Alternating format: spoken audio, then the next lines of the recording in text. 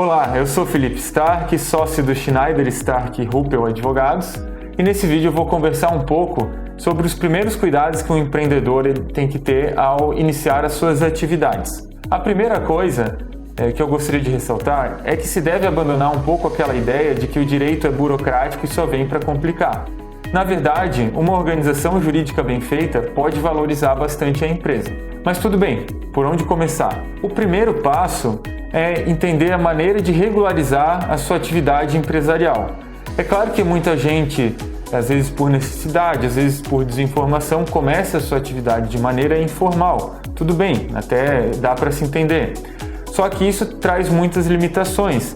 Não se pode emitir nota fiscal, é difícil atuar com outras empresas ou até mesmo contratar com o poder público.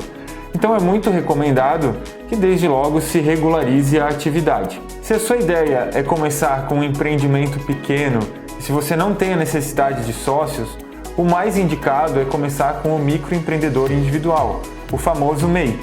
A principal vantagem do MEI é que ele é muito pouco burocrático. Para fazer o seu cadastro basta ingressar no portal do empreendedor na internet e fazer o cadastro, verificar se a sua atividade é uma das atividades que podem ser MEI.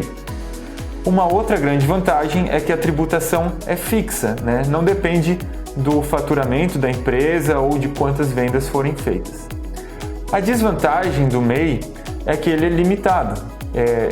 Só se pode contratar um empregado e o faturamento anual não pode passar de R$81 mil. Então é claro que acaba chegando numa limitação. Se a ideia da sua empresa for crescer, vai chegar um momento em que o MEI não vai ser mais adequado. E o que eu, como empreendedor, devo fazer caso o MEI já não seja mais adequado para o meu empreendimento? Normalmente é formado aquilo que se chama de uma sociedade limitada. Para formar uma sociedade limitada, basta se redigir um contrato social e registrá-lo na junta comercial.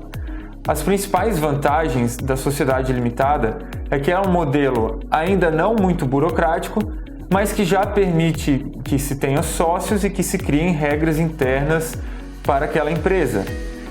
E desde o ano de 2019 é possível ter uma sociedade limitada com apenas um sócio. Então, mesmo que você não tenha sócios, a limitada pode ser bastante interessante.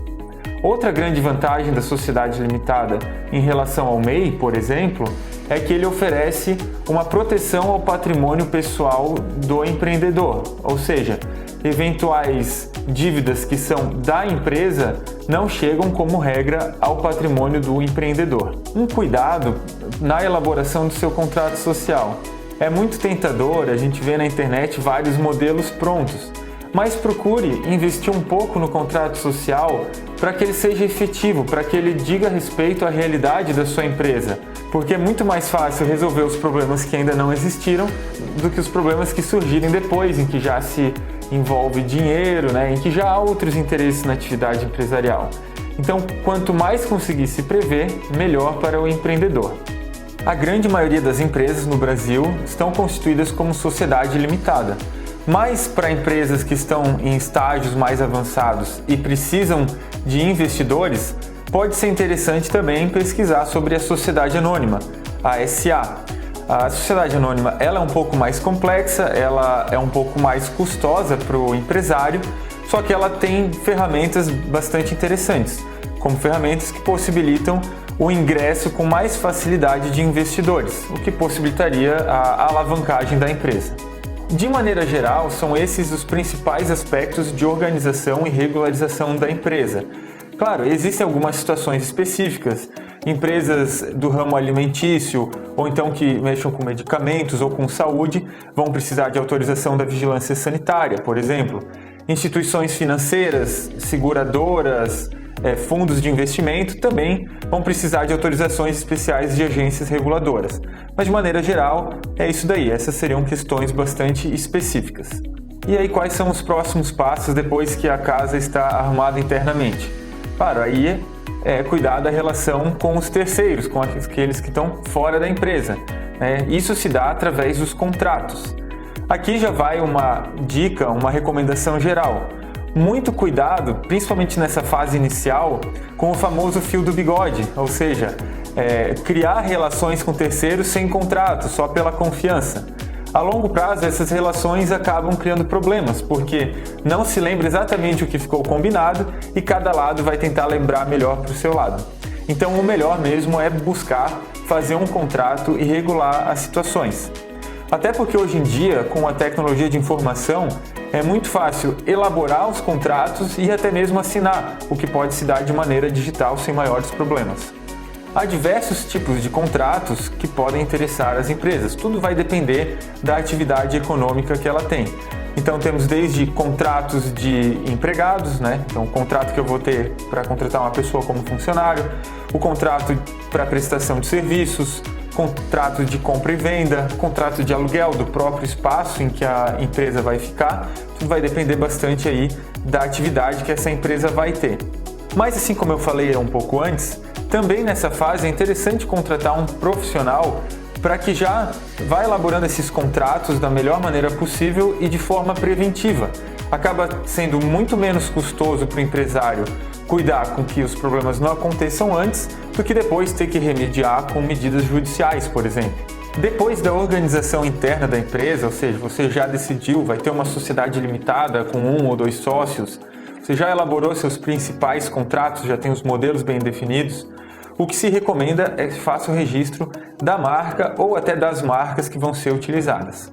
É importante ressaltar que a marca é diferente daquele nome empresarial que está lá registrado na junta comercial e é diferente também do nome fantasia. A marca ela é registrada no Instituto Nacional de Propriedade Industrial, também conhecido como INPI ou INPE por algumas pessoas, e ela traz segurança porque protege aquela marca em todo o território nacional dentro daquele determinado segmento. Uma marca registrada, além disso, valoriza a empresa, porque é um ativo que também pode ser vendido lá na frente. E essa empresa ela também pode ter mais de uma marca, ela pode ter diversos serviços ou diversos produtos e cada um deles pode ter a sua marca e que pode ser vendida.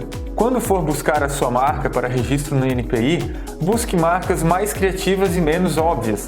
Isso vai ajudar a trazer uma maior diferenciação para o seu produto.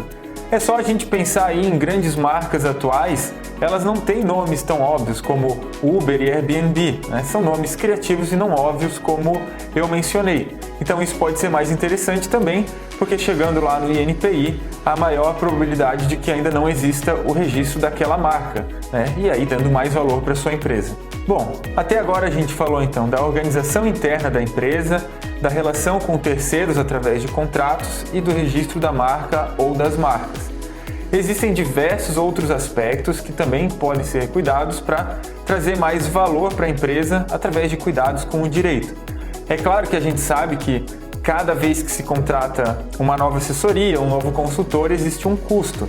No mundo ideal, o perfeito seria poder contratar quantos profissionais sejam necessários. Mas vamos falar aqui de alguns desses profissionais que podem ajudar muito a desenvolver a sua empresa e a trazer mais valor para ela, principalmente no início das atividades.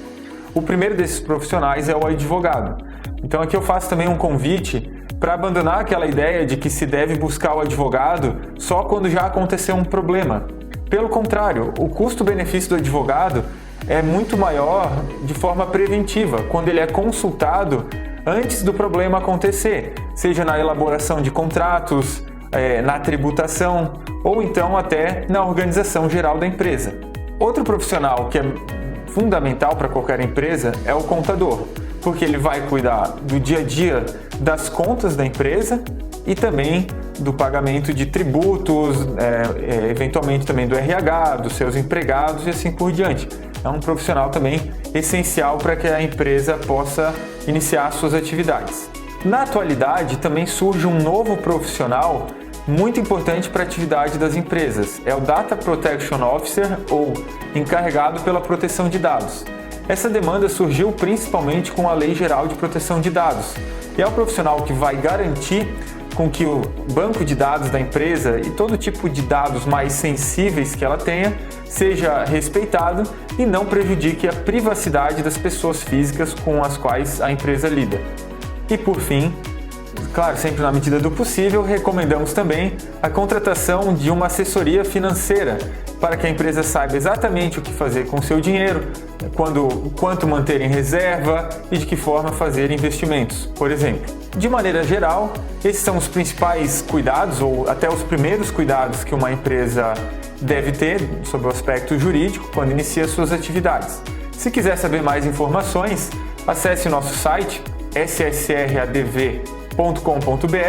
Lá temos diversos textos sobre assuntos de interesses empresariais, ou então acompanhe nossos próximos vídeos aqui no canal. Um grande abraço e até a próxima!